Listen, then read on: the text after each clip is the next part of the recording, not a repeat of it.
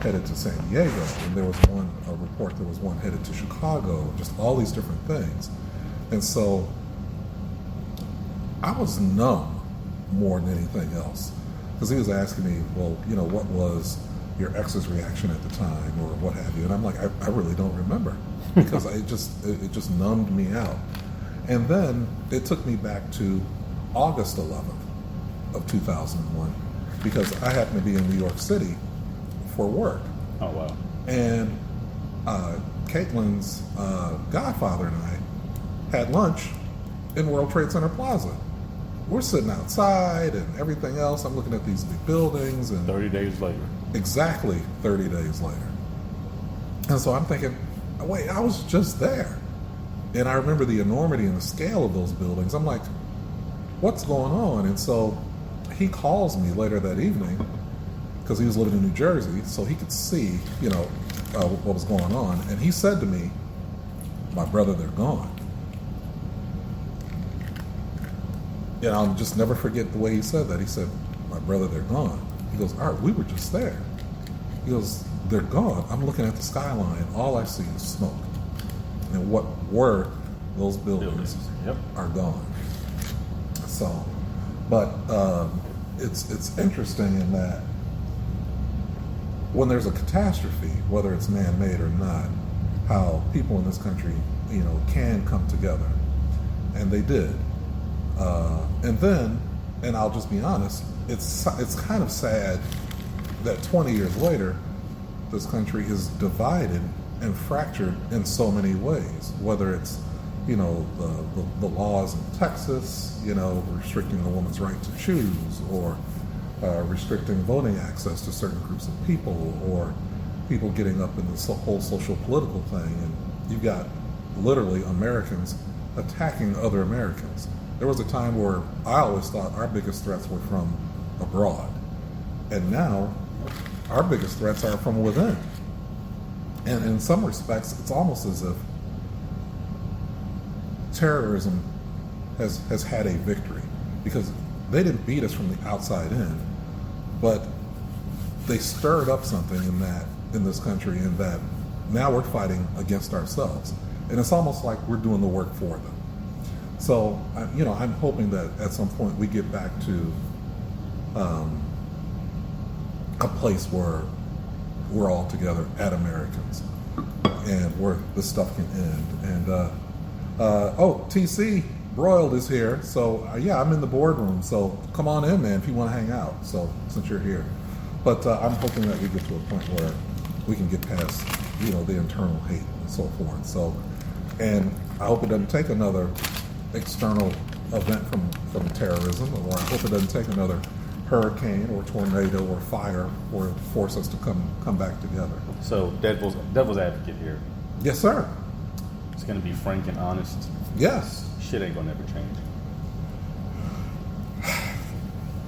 And I know you're a realist. So, and I hate to say that because I have 4 daughters that are going to grow up in this world, but the harsh reality is this country was built on the land of the free, the home of the brave, where the streets are paved with gold.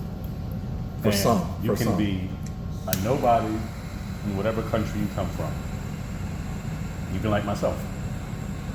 You can come to this country and make yourself the next Jeff Bezos. Mm-hmm. Or the next Elon Musk. Yep. But the problem is that I could be the next George Floyd too. And that was where I was going. That's exactly my next statement.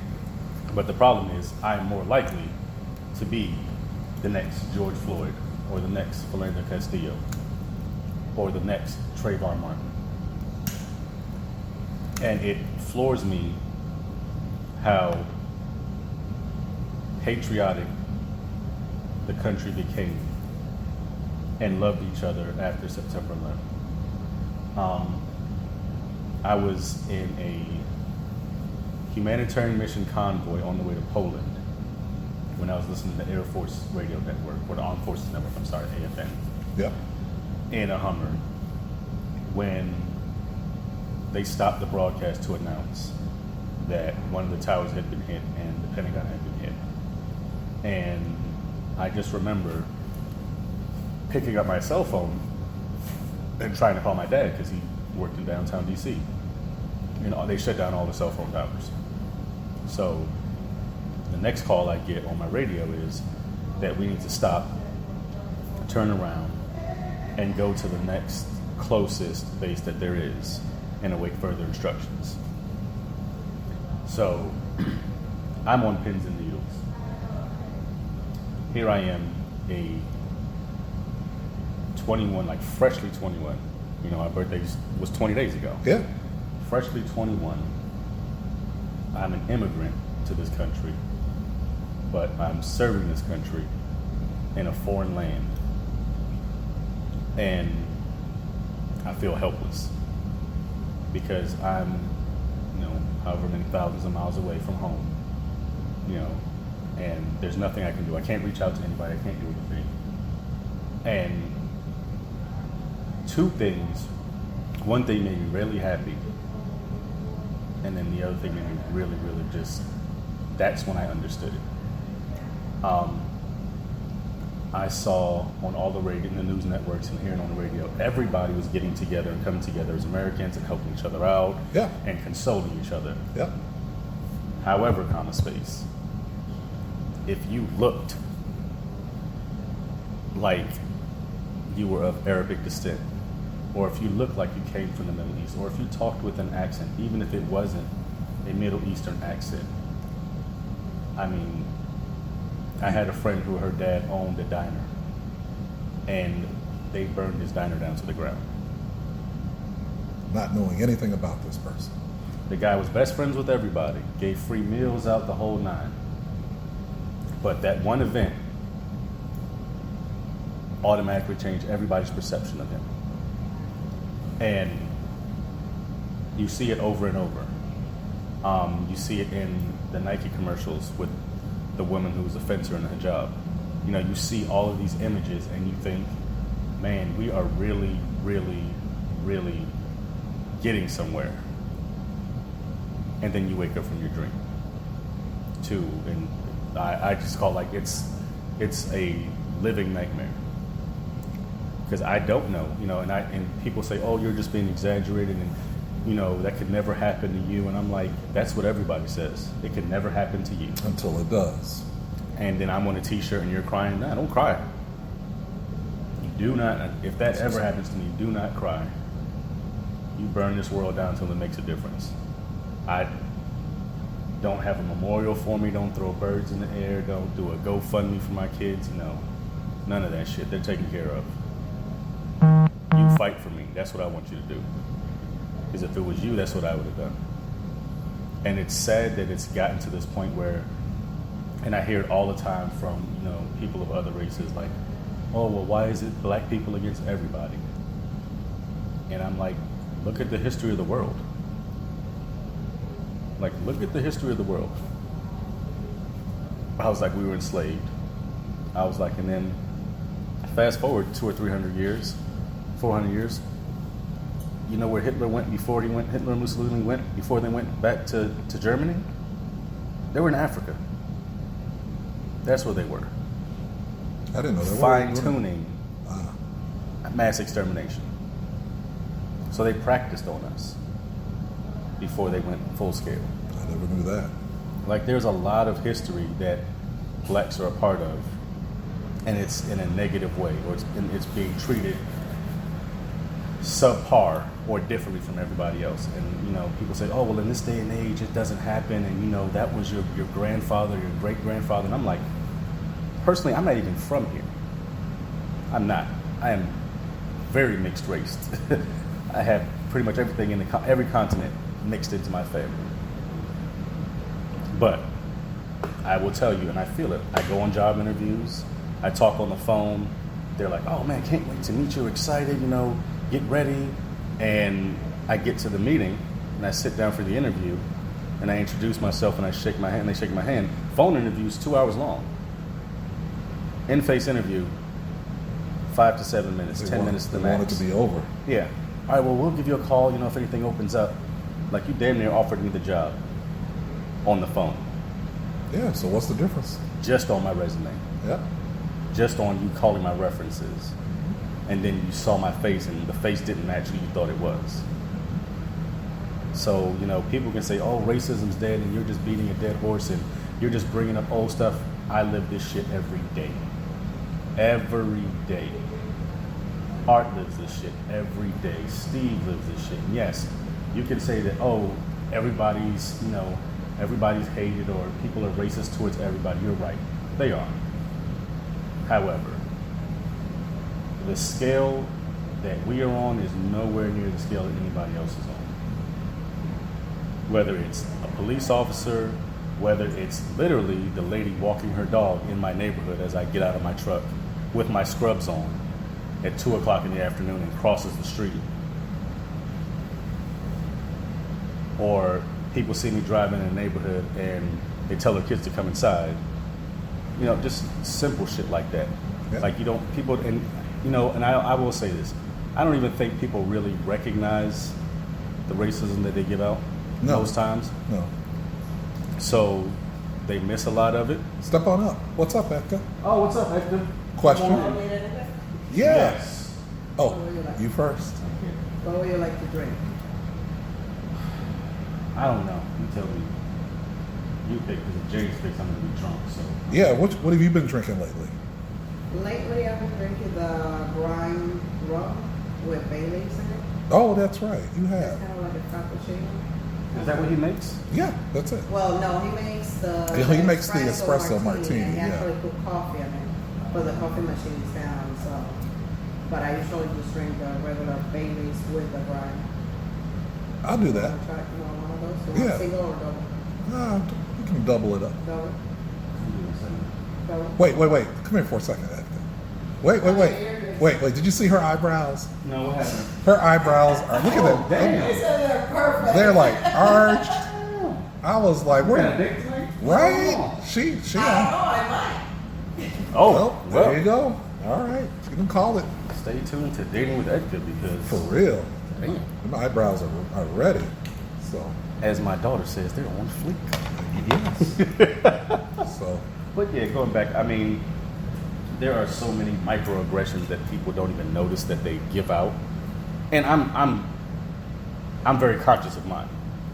I will tell you, like, I am an equal opportunity. If you want to call me racist or hater or whatever it is, I'm that. I don't like anybody at all the time. Like, you literally have to grow on me. I am a very, people see me and they think that I'm a very talkative and open and friendly person. I am not. I am not. I saw Art probably for 3 months before I spoke to Art at the shop. I was like, look at this motherfucker. Coming up in here with cheesecake and shit, smiling all the fucking time. I'm like, who the fuck you think he is? And then finally sat down and talked to him, and then we became friends. And anybody who really knows me will tell you, like, yeah, he's an asshole. And it's not because I just wake up every morning and I'm like, yep, time to put it on asshole level number 10 today and just start the day. Like, it's not that. that's not. It's just, that's my personality. Because Because I'm just don't trust people. you don't. You know, and- organically, you don't. Organically, I try to give people a benefit of the doubt. And despite the interesting circumstances of how our friendship started, to this day, I consider you now one of my best friends. Absolutely. And I do anything for you. So some family you don't get to choose, some you do, Right. and I consider you that. So And I feel the same way. And I tell people, like, I understand it. I can understand where it comes from sometimes because it may be something that bothered you 20 years ago that in your subconscious, every time you meet somebody of this gender, of this race, of this sexuality, you choose to just treat them like shit because maybe that person 20 years ago or 30 years ago treated you like that. correct. And all you're doing is you're living cyclically because every time you now meet somebody that reminds you of that bad memory, you now give them a new memory of someone who looks like you. Yeah, it self-perpetuates. And it continues and continues and continues. And I get it. It's hard to change. It's hard to do the kill 'em with kindness shit. Like, I'll be the first one to tell you, like, I don't really give a fuck. But I'll say it. I don't. But if you want to get anywhere in life, and this is not just from a financial standpoint or a spiritual standpoint. This is just from like the human being and the human life perspective. Like, you can't do life on your own. And I'm not talking about having a wife or a husband or a girlfriend or none of that shit. Like, you can't Thank you. live Appreciate it. the human experience by yourself. Ed is on camera with the. Let me see those eyebrows again. I'm telling you. Look. I mean, they're like, pow. As soon as I walked in, she's talking to me, and I heard what she said, but I was like, look at my eyebrows. No, I'm gonna tell you what it is. I don't have makeup around my eyes. No, that's not what it why is. you're standing up. No, that's not what it is. Liner and stuff, so. There's not a single strand of hair out of place in my eyebrows. That is not what it is. I thought that shit was tattooed. At You first. just need to go on and you need to Well, just thank go. you for noticing. You need to just go on and own it. So Let me know how you like the drinks. we'll do. Oh yeah. Cheers. So, let's try this out. Grind, liqueur, and Bailey's. Oh shit. Huh? This ain't no good. Mm-mm. I need to put that like. I need to pour that in shot glasses so I can just sip a little bit at a time. That's not good. So good. That's gonna get me in trouble. You should be here. You should. We are at Executive on the Water But for those who ain't here, that means it's more for us. in lovely Sanford. Water's a little choppy today, so I'm not surfing after the broadcast. Yeah, you are. I see the board on the truck. You ready? I might go spearfishing. That's a whole nother show. That is a whole nother show. Anything so chocolatey. It is. It's, Oh, did you dip? no, I never do this, but Yeah, I know it's a thing. just because, I know it's a the, coffee thing, but oh, that makes it even better. well, it does. Because it's already got that Coffee. sweet coffee Yeah. tip to it already. I digress. Sorry, Just the tip. never just a tip. Just the tip. Why you get in trouble? Just the tip. So, as I walk in, the cigar snob was kind enough to grace me with a La Gloria Cubana Series R. Thank you very much. It's one of my favorite cigars from one of my favorite cigar manufacturers, and I love the fact that even though the cigar industry is very male dominated, this is La Gloria Cubana. So I love having that female presence to it. So we need more of that. Absolutely. So Hey, Aaron look Pierce, who it is. Aaron Pierce is in the building. You want to say something to the people? Sully. The New Age Sully. I didn't put an airplane down in the water that I know of. not yet. Not well. I mean, it is early. How are you? I'm doing all right. How are you? Good, man. Good. So So yeah. So, So, but we were thank you. talking. We were talking about 9/11 and all the history, Yeah. and I was explaining to Art and everybody else that as an immigrant to this country, like you get this ideal put in your head even before you get here that everything's just the streets are paved with gold, and they give you a house and a car when you get off the boat or you get off the plane, and then when you get here, the reality hits you that it is not that way.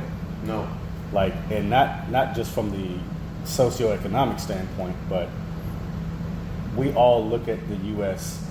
and because we look at it through TV and we see it, we look at it and we see a place where everybody likes each other. It doesn't matter if you're black, white, you're a woman, you're gay, you're straight. It doesn't matter. Like, everybody gets along. It's like the "We Are the World" bullshit song. Like, that's what every other country in the world sees. Or they think that it is when they see it, when they hear about, oh yes, I'm going to the States. And I was telling them, I was like, it's hard because, like, even growing up as an immigrant kid, and I got it from all sides, because first of all, I don't necessarily look black. I don't have the black features. So even going to elementary school when I moved to Maryland, like, I literally sat by myself because I went to a Christian school, uniforms and all. same. And you would think the Christian schools would be the most welcoming, but sometimes they are the least. and they were the worst. Like, Funny how that works. I went over to hang out with the black kids, and they're like, "You're not black. Like, look at your nose, look at your hair. You're not black. Get out of here." Went over to hang out with the white kids. You're not one of us either. So literally for the first 4 years that I lived in Maryland, from 3rd grade all the way until 7th grade, that was my life. That's a long time to feel And as a child, unaccepted. Yeah. yeah, and as a and I now understand why my parents sheltered me so much. Like my first date was prom, my senior prom when I was graduating. Really? Your first Yeah. date was prom? I did not go out to the movies. I didn't go out to parties. The first date I went on was the military ball, and that was my sophomore year of high school. Okay. But that was the military ball, so it didn't count. I was in ROTC. But my actual first real date, where I took a girl to dinner, we went to a movie, went to the prom and had fun, and then went back to a hotel party. I was damn near 18 years old, 17 and a half, more than that. I turned 18 in 2 months. So What a time to be exposed to an orgy. I didn't. Oh, the hotel party wasn't an orgy? Not for me, it wasn't. You went to the wrong hotel party. Yeah, you went to the wrong one. Yeah. But then again, I probably wouldn't have known what to do anyway, so. Hey, you do. At least you got to have a senior prom. Yeah. Yeah. My when I was in Christian school in Asia, they wouldn't let us Hey, Felicia. hardcore dance, or we had to have an underground prom that was just us in somebody's house dancing and hanging out. I mean, I remember the Catholic school dances where, honestly, and people laugh when I say this, but like the staff, because they weren't nuns, but the teachers that were staff would come in and be like, leave room for the Holy Spirit. And they'd put their arms between you, and then they'd open their arms out shoulder width apart, and that's how you had to dance. So I would literally have my hands on the girl's waist here, and she would have her hands on top of my shoulders, and we would dance with the Holy Spirit between us. Nuns. They ain't getting none. None. Yeah. But I say that to say it's really, I think people, especially those who are generationally born here, 3 and 4 generations, they have no clue. They're not connected to the Reality. things that their forefathers went through. I mean, I look at the Italian experience, I look at the Irish experience, I look at the Asian experience. Like, they were all mistreated. Like, to make no doubt about it.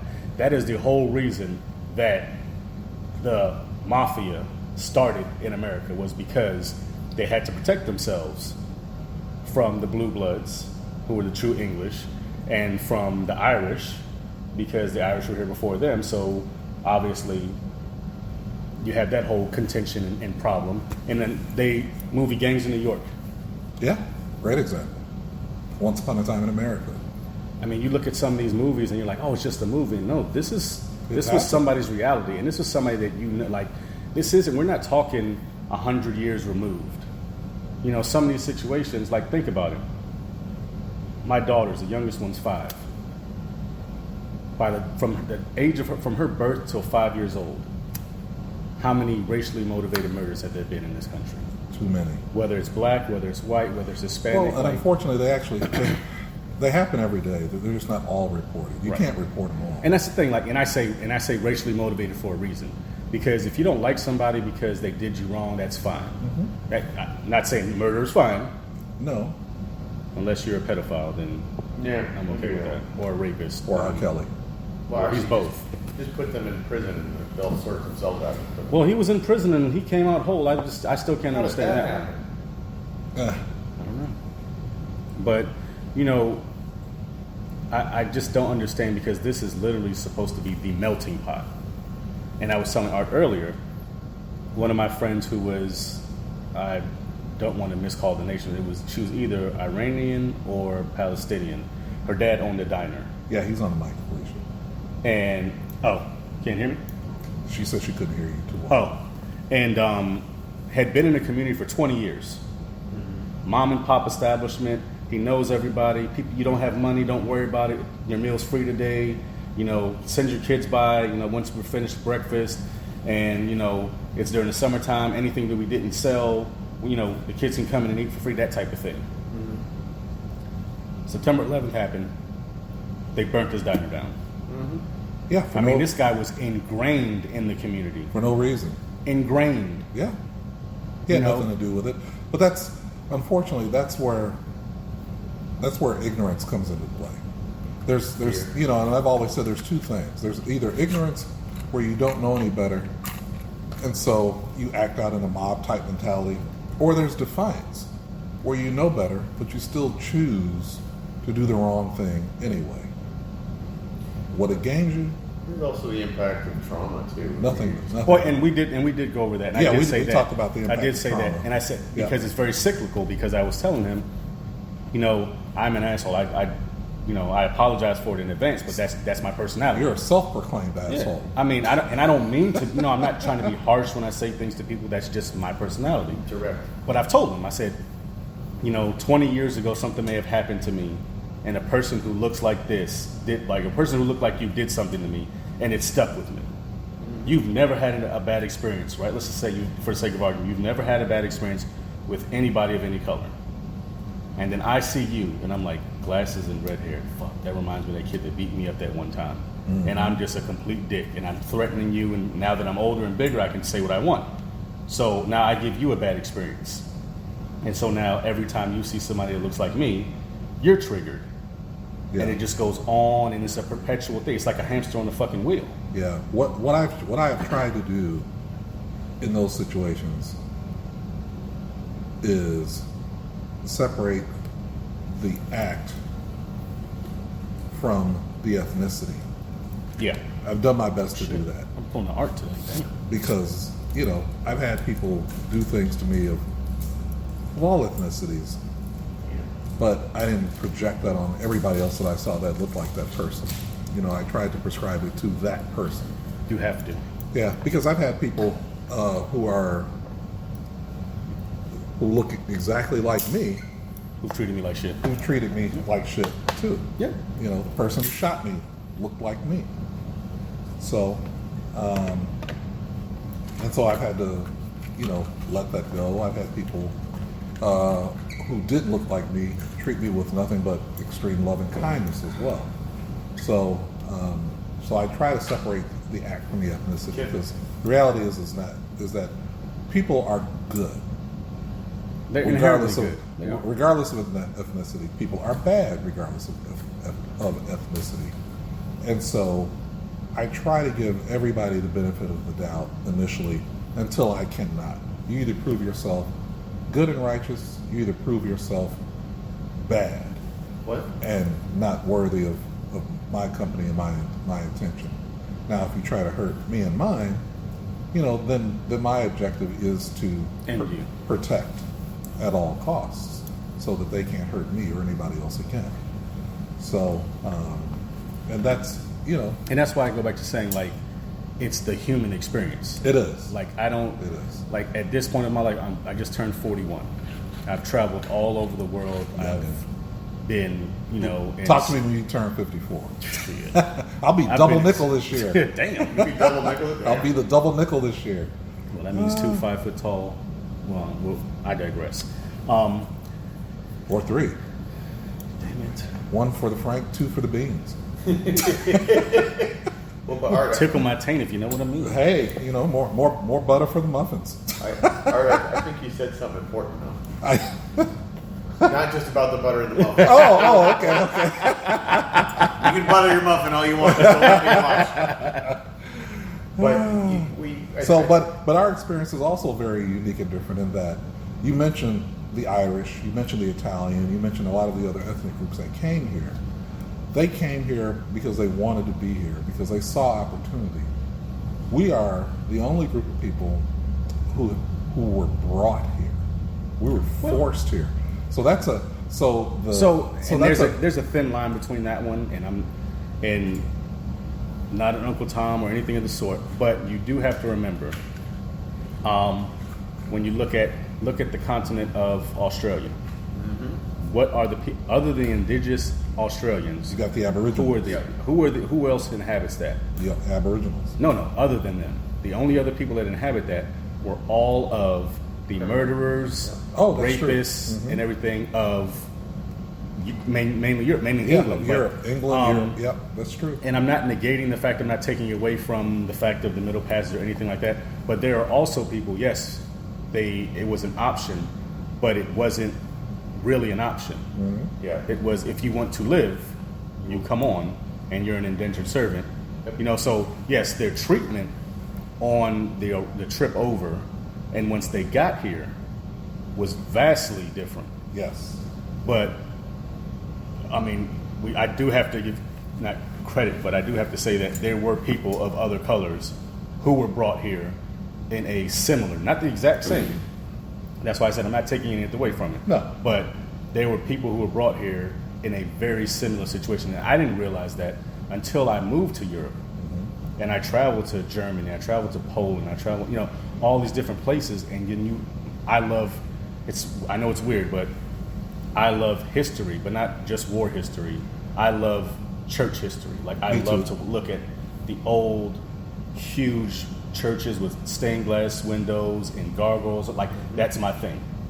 Castles and churches are my thing. Like, I love it. That's why Any place I go. That's why we still got to get you down to Grand Cathedral. Yeah, At least to say you saw it. that's true. You know, just to get the visual on it, because it is a beautiful place.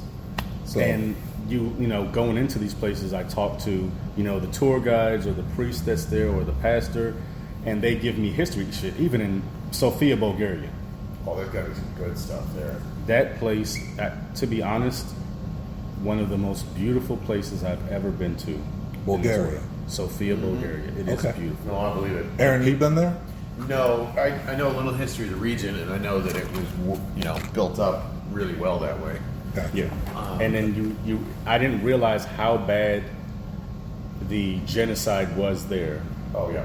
until you look at, trust me, until you look at the women.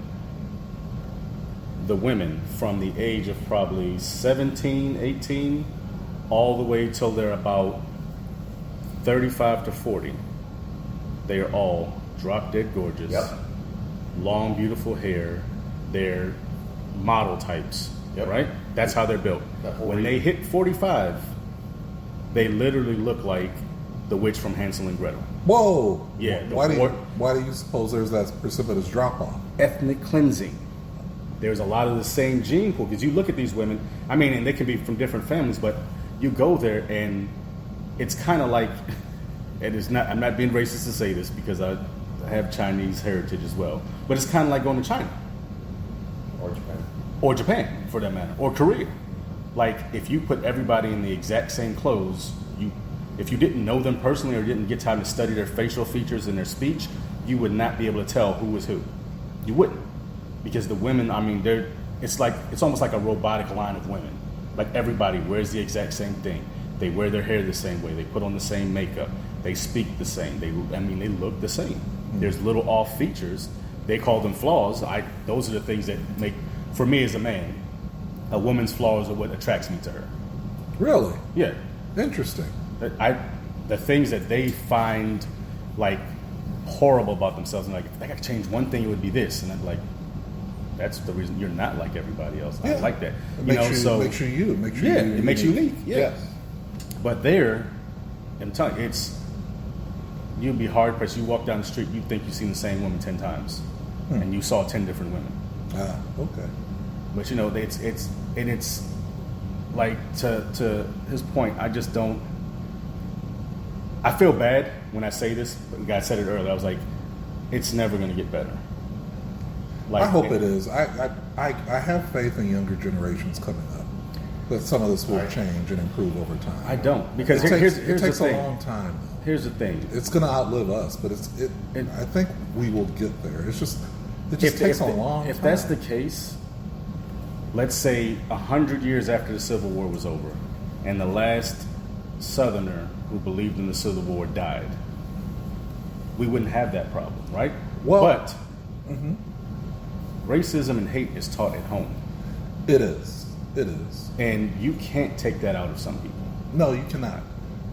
You can't. I mean, it's ingrained in them. And sometimes they don't even know that they'll tell you, "Oh, that's just the way I was raised," and it's not. It's through no fault of their own. No. However, once you leave your parents' house, once you leave that state, once you go to another country, or you go across to the West Coast or anywhere else, if you still carry those ideals and you still have not been able to perpetuate. mature as a person, Yep. then now it's your problem.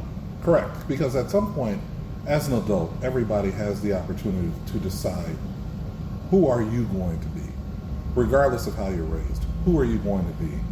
And the only reason I think it's just going to take longer is because America is a very, very, compared to other world countries, is a very, very young country. They still deal with this every day in England.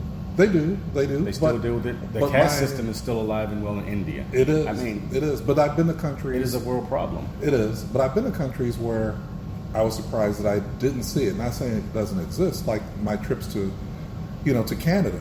I was surprised at the, obviously Canada has racism, but I was surprised at the lack that I experienced going to Toronto, going I'm to going to Montreal. explain to you why. Why is that? Because you are a 6-foot+ black man who was rather large. And it's not a fear. It is, he might be a basketball player. He might be a football player. I swear to you. When I first moved to Port St. Lucie in Florida, and I went down to Miami, the Ravens had won the Super Bowl, right? I'm a Ravens fan. So I had my hat on, I had my little towel in my back pocket. Yep. And we went out to Gloria Stefan's restaurant. And they're like, oh, how you doing? Welcome, congratulations. I'm like, all right, thanks. They're like, oh, you didn't get the ring yet? And I'm like, because I'm wearing my Super Bowl champions hat. Didn't even think about it. I'm like, no. And he's like, all right, everything's on the house tonight, whatever you want. What? Yeah. Because they just assumed you were a player. And so I got treated with that respect. Same thing, I went to the Honda Classic with a couple of my Italian friends. And they're making a joke and they're calling me Panther Woods. Because, it had just come out about Tiger Woods' problem and his dad's problem with the waitresses and everything. Yep. And they were making jokes. They're like, yeah, so did you meet Tiger's dad? Did your mom meet Tiger's dad at the Waffle House in Fort Pierce? Because Fort Pierce is notorious. Yeah. So I'm like, yeah. And literally 30 minutes later, people are now following me around, asking to take pictures with me, just because they think something. But there's also a reverse factor. Oh, yeah. There's also a reverse factor that because I am the height and size that I am, there's also a factor of You're automatically intimidated. yes. So can I take this person down too? So there is that. It can work for you. It can also work against you. So it just depends on, to your point, the willingness of the people who see you to accept you. Now, I had an experience. I don't think I ever told you about this. My former coworker Tony Costa and I, we were in Carlsbad, California. We were doing work for Qualcomm at the time. So we're in Carlsbad, California. We just happened to stumble upon an Audi dealership. So I walk in there. We walk in there. We're looking around. Guy walks up to me. Hey, how are you? Good. How are you? He's like, I haven't seen you in a while. And I'm thinking, you've never seen me before in your life. And he's like, what you looking at? I'm like, I'm just looking at the A8 and so forth and so on. He goes, why don't you take it out? Didn't ask me for my driver's license or nothing. This man pulls out an A8, has the service team get it prepped, bring it out to me out of the showroom. They open the garage doors. They bring it out of the showroom, bring it out front. He's like, take it out. Come back whenever you want. And I was like, and Tony and I are looking at each other, and he just walks to the passenger side of the car. So I just get in. So we take the car out for like 4 hours. Mind you, this man has no idea who I am. And so when we finally brought it back as they're closing, he goes, I thought you were going to keep it over the weekend. And I was like, no, it's okay. But he just assumed, to your point, that I was somebody he knew, and he must have assumed that I was an athlete or an entertainer or something like that. So you get that. But I've also had that experience that you described before. Back when I was in Chicago, I was suited and booted, looking good, being cool, like I am. And I got to O'Hare at about midnight. And I'm walking through the parking lot with my roller bag. I'm in a suit. I've got my roller bag. I've got my backpack. And as I'm walking to my car, there's this lady who's walking parallel to me. And she keeps looking at me. And so I see her peripherally. I don't pay her any attention. And so then she starts walking faster. Okay? And so then she starts looking back at me because then she's pulling ahead of me. And so she keeps looking back at me, and I'm like, something behind us? We being chased? Is there a lion? Tell me something. And so she looks back at me a fourth time, and she trips and falls. Her purse spills out, and all the stuff just piles out of her purse. And so I walk up to her, and I start grabbing her things and helping her. I'm like, "Miss, are you okay?" And she goes, "Yeah." She goes, "I'm sorry." I'm like, "Sorry for what?" She goes, "Well, I just thought," and then she just stopped herself. And I said, "Thought what?" And she goes, "Oh, nothing. I'm sorry. I'm sorry." So I helped her get her things together. And so I said, "Well, I don't know what you thought. It's only the two of us in this empty parking lot." I said, "Ideally, I'm the person you want on your side if somebody was following you." I said, "But that as it may, I hope you're okay." I helped her get her things. And then I started walking ahead of her. And then she's apologizing to me. She couldn't bring herself to say what she was apologizing for. But I knew. See, and that's where we differ because I'm that person. I would have been like, "Oh shit," and I would have just kept walking. Yeah. Because at that point, Yeah, you've made an assumption you have. But based on. But I was able to diffuse that assumption because I helped her. And so my hope is that she took that experience and realized I can't look at every 6'4", suited, handsome, bald, black, beautiful, fabulous. Did you just call yourself fabulous? He did. I did, well endowed person that is a threat. You know what I mean? So my hope is that I was able to reverse that.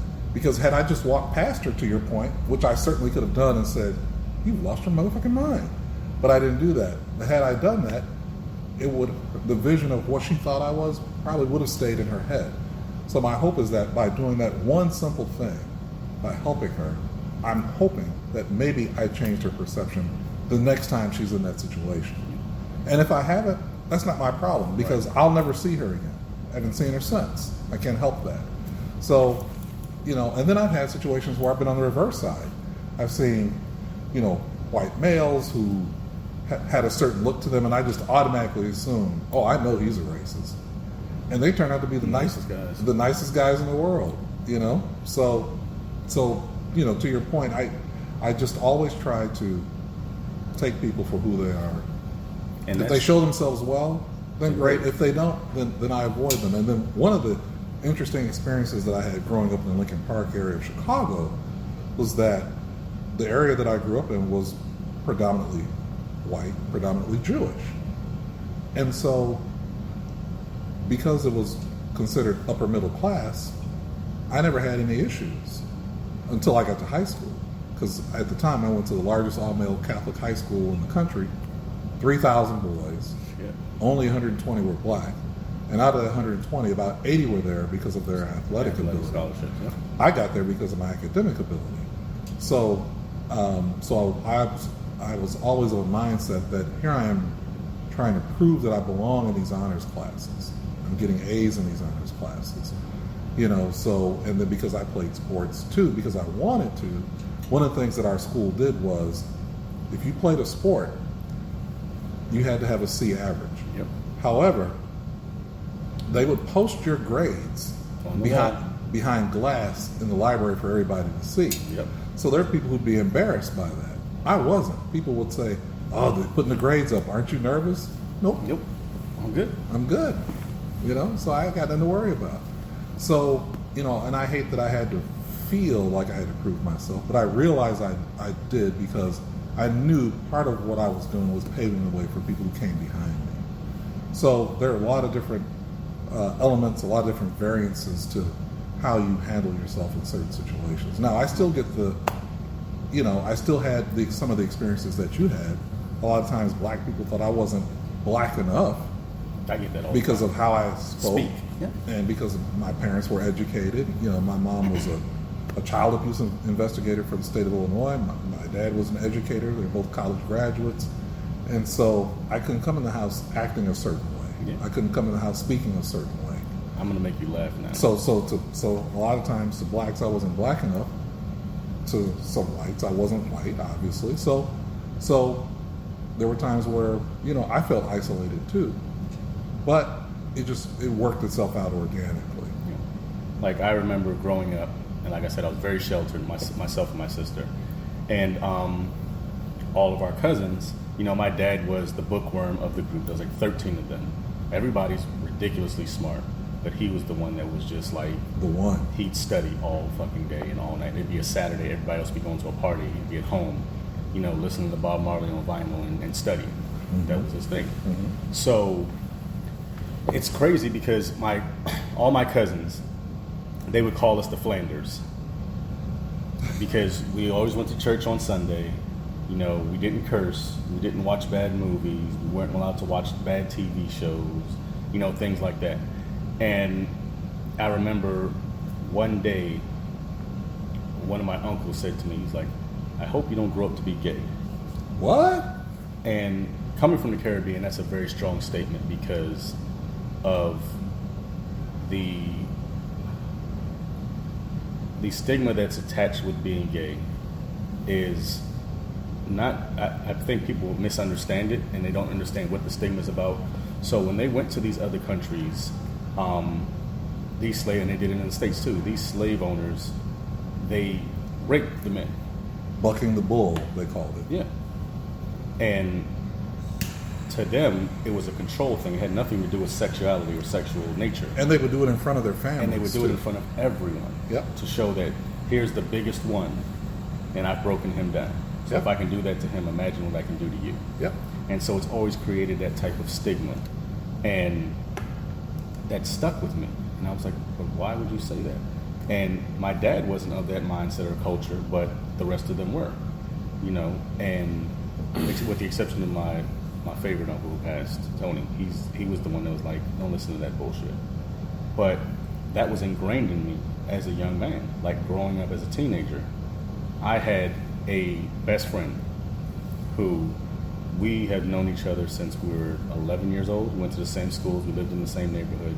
I mean, I used to hang out at this guy's house. He used to spend the night at my house. We used to hang out all the time.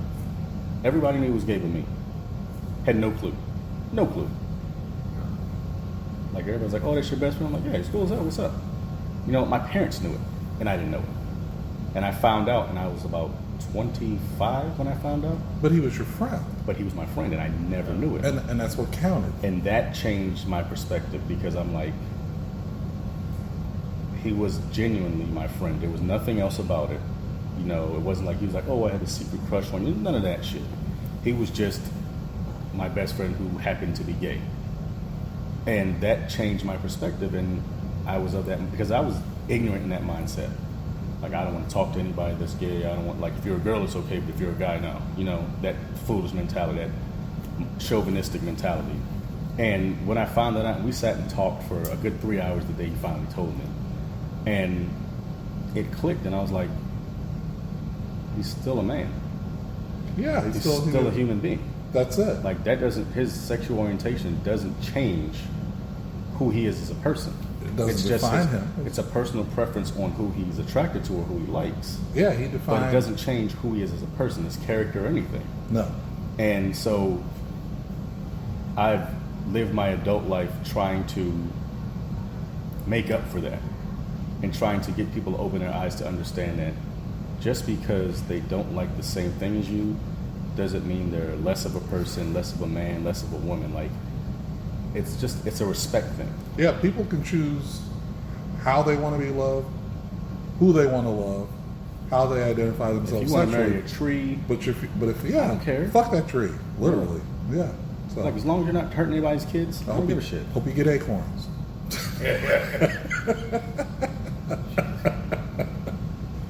Jesus. I'm too tired to come up with it. But yeah, it's one of those things where you realize, you know, and sometimes it does take that age.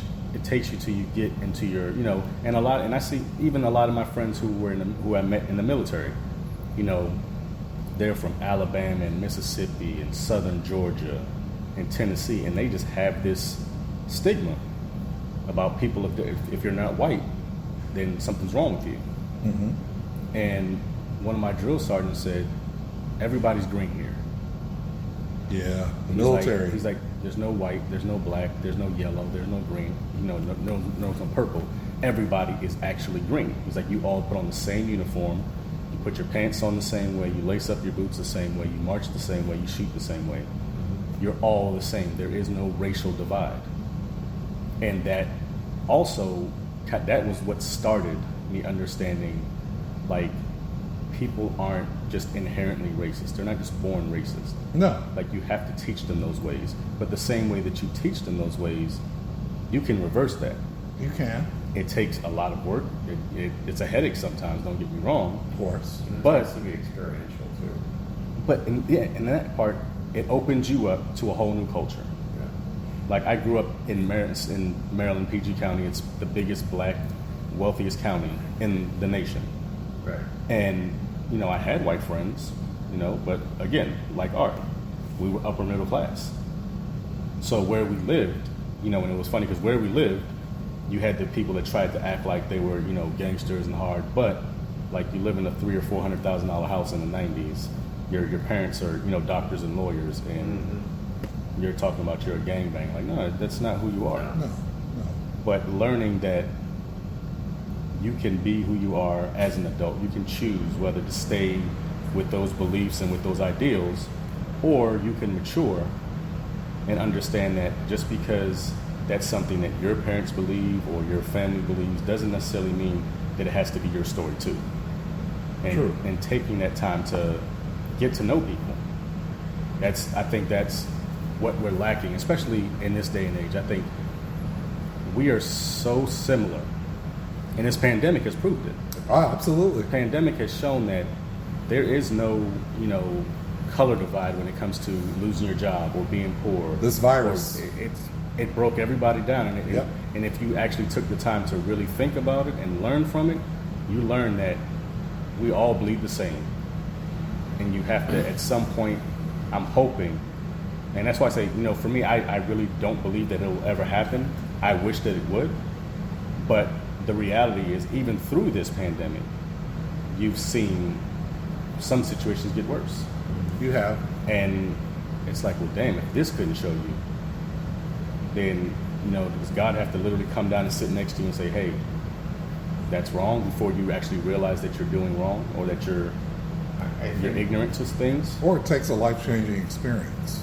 Yeah, that one's usually it. That's usually what it is. It takes You a got life-changing experience. Your life has to be saved by someone who's gay, or someone who's from a different ethnicity, or someone who's different, and they saved your life, or the life of somebody you love, or they did something so above and beyond that you can never forget them. And it shouldn't take that. It really shouldn't. It really shouldn't take that. So It shouldn't take that, but there's a lot. I mean, you can see this in other ways too. You talked about churches earlier. yeah, There were you pick a major mega church. There's usually some scandal. Oh, yeah. Oh, And always. you have a lot of people who were defending these people, whether they could not see. A friend of mine in New York had this problem, and they could not see what was going on, or either couldn't process it, weren't believing it, but there was some block to go, no, this person's really not like Yeah, they had the horse blinders on, like, right. And that's in horse some collar? cases that's self-protective. Oh, okay. Yeah. Not the other thing. You always mess it up. But because if they were to acquiesce to this new perception or reality, yeah.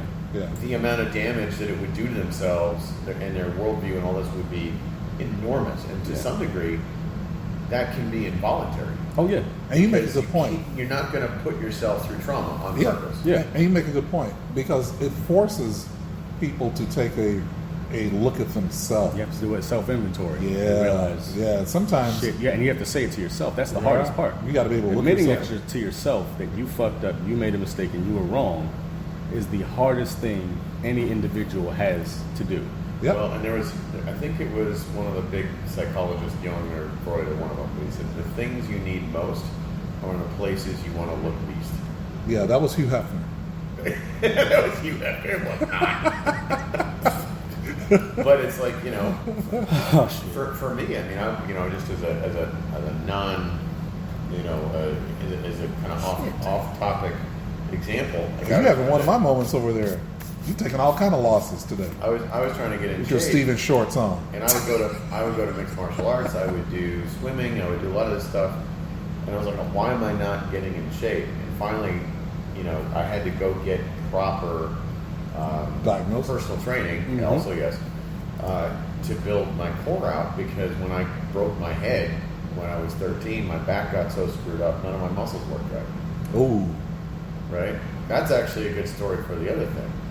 Because when I went to the hospital in Tokyo, I was a white kid, bottom of the list, and my jaw was literally in two pieces, the bottom. And the only thing holding it together was my braces. I'll show you the CAT scans. They're upstairs.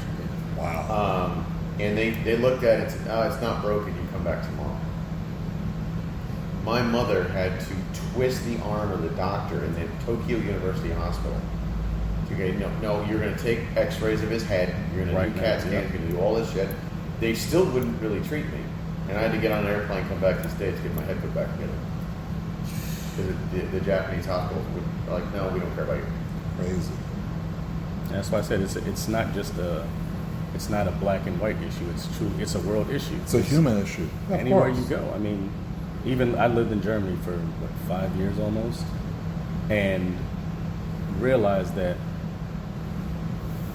Turkish people hate black people. I don't know why. I mean, Japanese do too.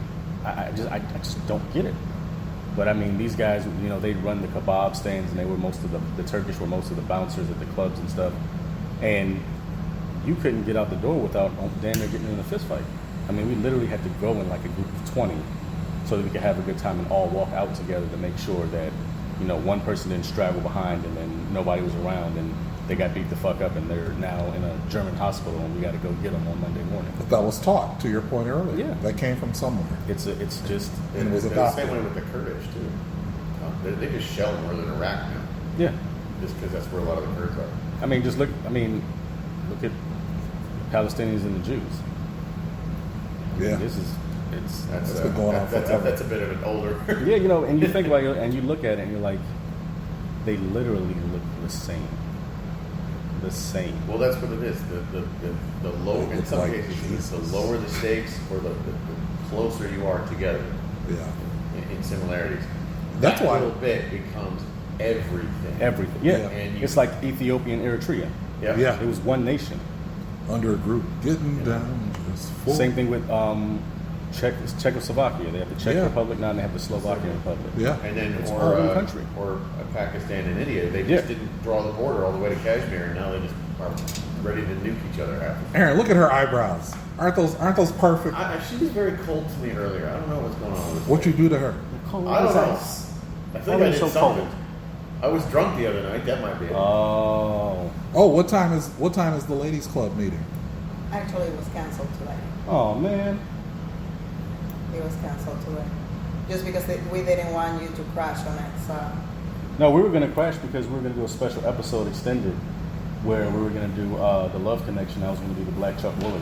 Oh Lord. I'm glad What? it's canceled. Oh my goodness. Are you really tripping? You need another drink? No, I'm good. Thank you. You good? I'm good, thank you.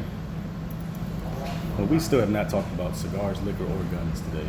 We've had this first hour, and it's just been. So, grind coffee flavored liqueur, which is new on the scene, and Bailey's is a good one. So if you haven't tried it, I'd say, well, everybody's had Bailey's, I'm sure. But definitely pick up the grind, mix it with a little Bailey's, drop an ice cube in it. This is a good one. This is like a good. This is like a twist on the Irish coffee, It is. and it's good. This is refreshing. It is. It So is. I like that, and I like the fact that it's cold. You don't have to have it hot. No, and it's not too sweet. You know how I am Yeah. about things that are too sweet. So watch yourself. I said nothing, sir. Watch yourself. This is the look. We've been friends long enough. This is the look. Oh, I did send you guys Yes, you sent us a weapon. that link to Frog Bones, Huh. which is probably one of my favorite gun establishments. on the coast, not here in Central Florida, but on the coast in the Cocoa, Melbourne area. They have the 6-hour cross BDX package. When's it getting delivered? I know you. I cannot confirm nor deny that on the radio as it's live and You already have it. people may be listening. You already have it. If I had it, I would have just brought it in on my shoulder. No, you wouldn't have. Shit. No, you wouldn't have. Sometimes you're a secret squirrel with your shit. Nah, not with this. Like the Chris Vector, which Oh. which I've only seen in the shop. That is true. We're supposed to remember. We still got to make an appointment to go to that gun range and get our fire on. But I mean, this thing is. I've taken a new step now. Now that I have let's hear it. now that I have my holster, I've been carrying my holster just to get used to it. So I haven't put the Well, walk around in the house with it. Yeah, that's so what I've that been you doing. feel it, so you can feel the weight difference. yes. Yeah. So the best thing about this thing is it comes in 2 featured calibers: Here we go. the 308, Uh-huh. the 16-inch barrel, Come on, man. and then it also comes in a 6.5 Creedmoor, Lord 18-inch have barrel. mercy. So that is the problem. That's the crux of the problem right now. Ammo. No, No? I'm just like I don't have a 6.5 Creedmoor, so technically this would be a new caliber, so it wouldn't count as the same type of gun because I would have to buy new rounds. Technically. But I mean, just look at this thing. I mean, it's beautiful. And 6-hour, they put their optics on it. They put everything else on it, and it is probably one of the most aesthetically pleasing rifles that I've seen in a long time. Hey, Iris, I see you. Hey, Iris, how's it going? She's watching. So, and the price was, well, it starts out at $25, and Frog Bones is doing a special right now, and it's only $22. What? It comes with a case. It actually comes with ammo, which is crazy. It comes with 2 boxes of ammo. Okay. So, I'm trying to not pull the trigger literally on this, Trying. but I haven't gotten a new firearm since my birthday last year. So, Listen to the discard snob talk himself into getting something just because. well, no, and then the other thing is I also have 2 other weapons that I have not fired as yet. Oh? The Judge, I Oh. still have not fired. Oh, I didn't know that. Yeah, okay. no, I haven't fired the Judge yet. And what else? And the The Chris, Chris Vector. Vector. Okay. So I'm like, is a third time a charm? Like, Of course it is. so that's where I am at. Well, then you already know what to do. I'm not going to even So say I think that if you get the 308, then I should get the 6.5 Creedmoor. fair. So it's up to you. All right, I'll get the 308. Oh, I'm sorry. I won't get the 308. Where are you gonna put it? Where are you gonna put it, Art? That's a good point. I'll figure that out afterwards. Sometimes you gotta get it first. Then you make the space. Just like my second humidor that I've set up. Very nice. I got humidor side by side. I'm feeling adult on this now. So Oh, shit, almost ashed in my damn drink. you how you are know really shit. taking you are really taking a lot of L's today with your ash game. Look, man. Normally that is not you. No. But you've been going through some things. So, but that's another story. Stuff for another day. Mm-hmm. But I think we're just gonna close out today. And I just want to say, just love everybody, man. Yeah, that's it. Like, it's the seriously. simplest thing, and it takes so much energy to hate. So And even if you can't love somebody, mhm. just have the common decency to have respect. yeah, I mean, I think respect goes a long way. You don't have to like me. You don't have to love me. mhm. But I'd prefer if you chose to respect me on your own versus me making you respect me. Treat me like a human being. Treat me like you want to be treated. Exactly. You know, I think that's one of the biggest things that, you know, my mother ingrained in me as a child is treat people how you want them to treat you, regardless of, Tony Shorter, what's up, Anything. brother? you know, regardless of what they say to you, what they do to you. You know, she was like, short of them putting their hands on you, That's it. She was like, words are words. That's it. She's like, but short of them putting their hands on you, just walk away. Yeah, yeah, and you know, and we're at a different place in our life. We have people who Depend depend on on us. We gotta be there. Yeah. And, you know, you've talked me out of some situations where I was ready to do some things that I probably shouldn't do, but you forced me to look at the bigger picture. Vice versa. You definitely saved a couple of lives yourself.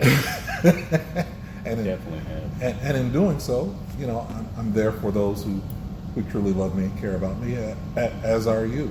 So, and that's what it's all about. Because you never know, just like the 3,000 people 20 years ago who woke up that morning not knowing it was going to be their last day on earth, we don't know when our last day on earth is going to be. So, And the tens of thousands who were affected you know, Yeah. by the smoke and the plume and And everything, so- and then subsequently died later. I mean, and still, those that survived that are still dealing with it. and we're not even talking about the mental trauma here. No. We're talking about the physical trauma that you can see on people and that they feel every day in their bones. We're not talking about, you know, the issues of mental health that they go through of, well, why did I stay alive and why did this other person die or why did I lose this friend or that friend?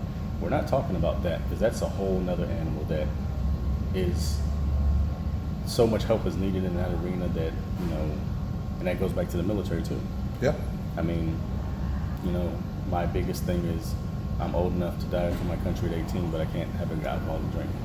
Makes no sense. Old enough to carry a weapon into war and kill someone, but I still can't enjoy an alcoholic beverage. Makes no sense. That's an issue to me. You It's know, an I issue to think me too. we just need to. And I know I'm the antichrist here because I always say, "Oh no, it's never going to happen," but prove me wrong, please. Like this is the one thing that I will gladly and openly say, you know what? I was a complete fucking moron and I was wrong, and we can love each other and take care of each other and respect each other. This is a Cigar Snob alongside Sir Shirts and Shoes. Much love to Chair 4 Steve. Miss you, brother. Handle the business. Get And better. Yep. And For those that you know and love, let them know as soon as you can. If not today, even if it's tomorrow, if you can't reach them, let them know you love them. Give them their flowers now. oh yeah, and we will be back next week. And don't forget that the weekend of October 15th, we will be broadcasting from Shelbyville, Tennessee. Heaven on Earth, Uncle Nearest. the Uncle Nearest Distillery. So just remember to smoke what you love, drink what makes you feel good, and always aim center mass. Always. Have a great day, everybody. Peace and chicken grease. Peace and